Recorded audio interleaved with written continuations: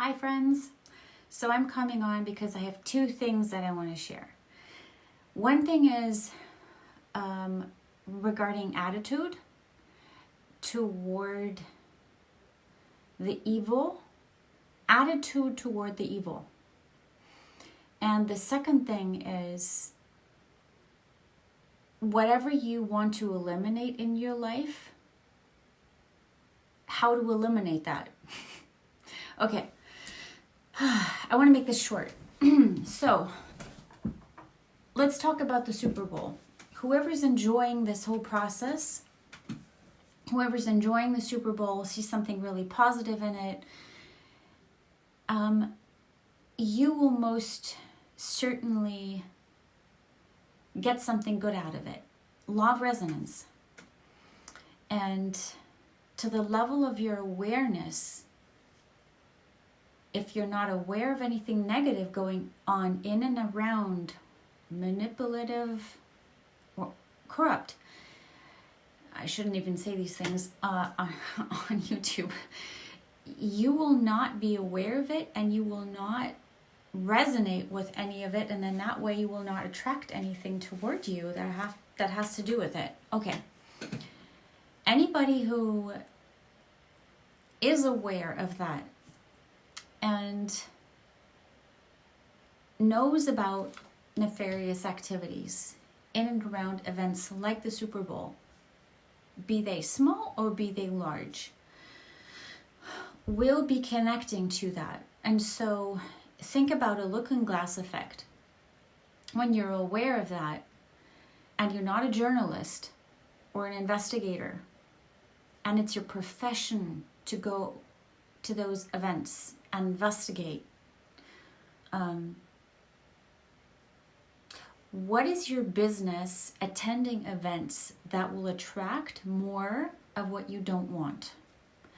That add energy to something that you're resonating negatively with. Your frequency, you already know, you're already aware about the negativity. So then I come to the second point, which is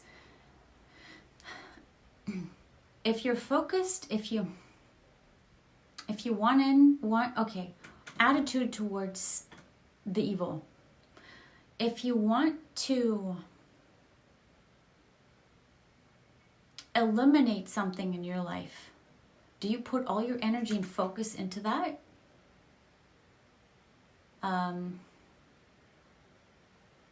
Or do you put all your focus into creating a new situation and turning away?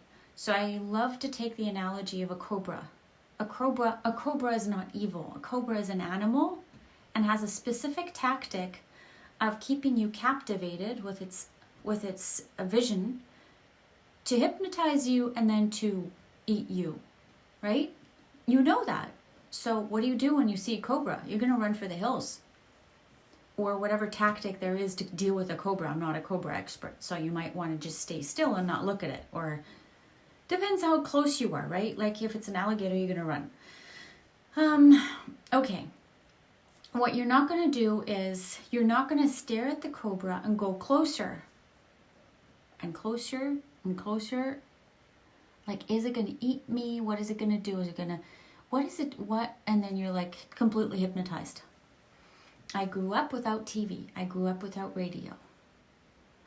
I grew up with a lot of things that were normal to have.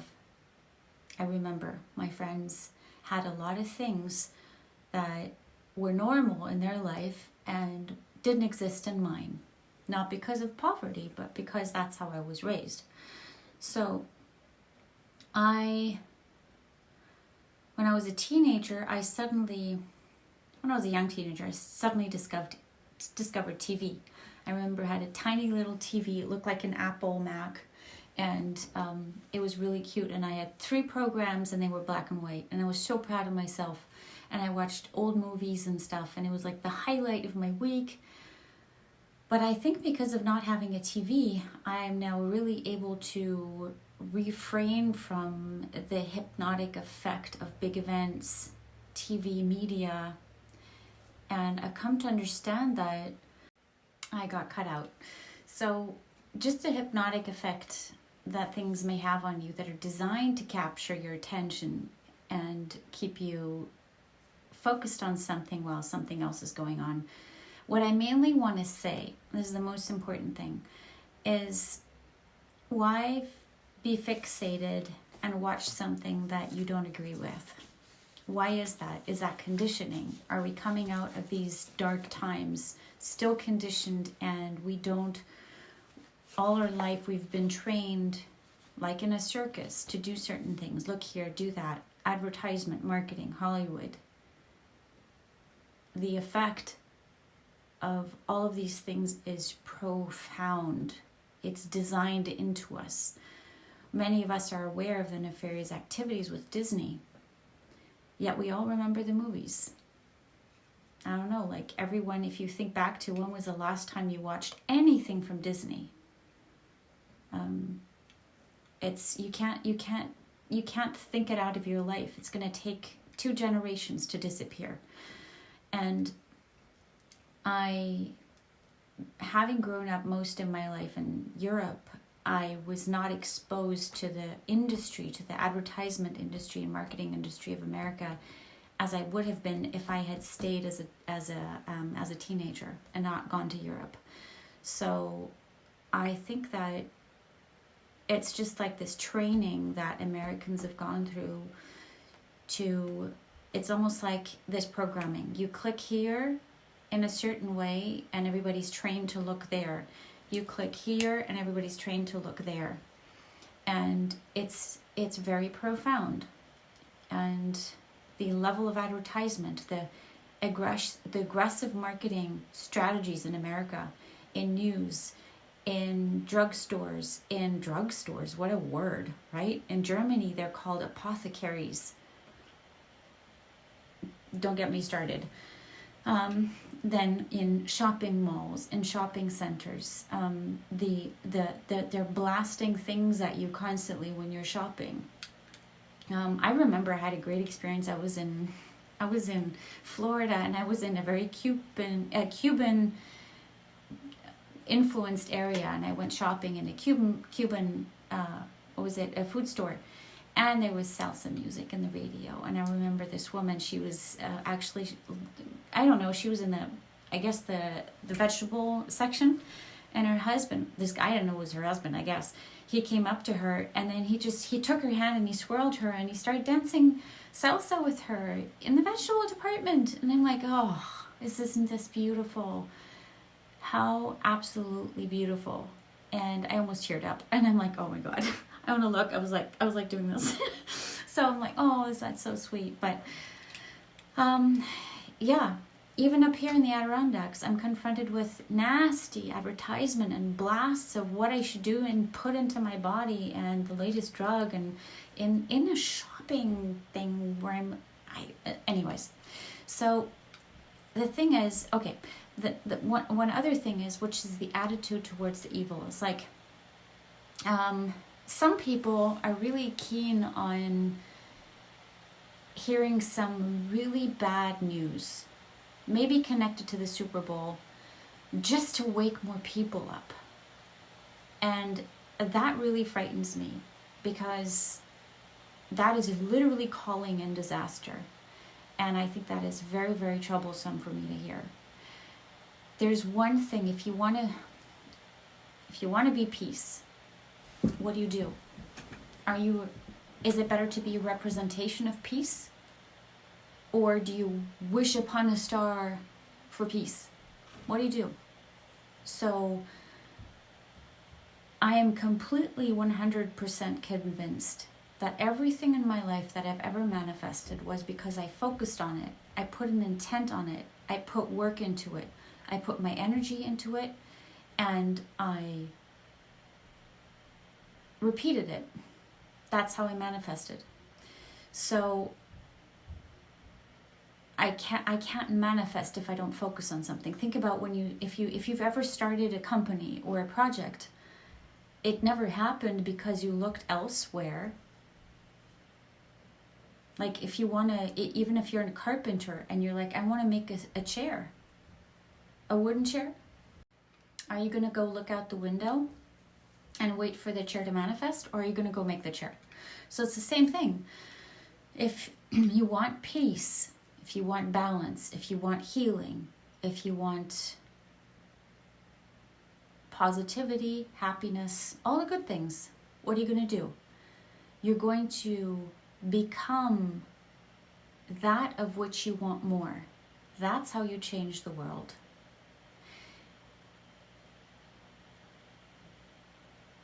That's so profound.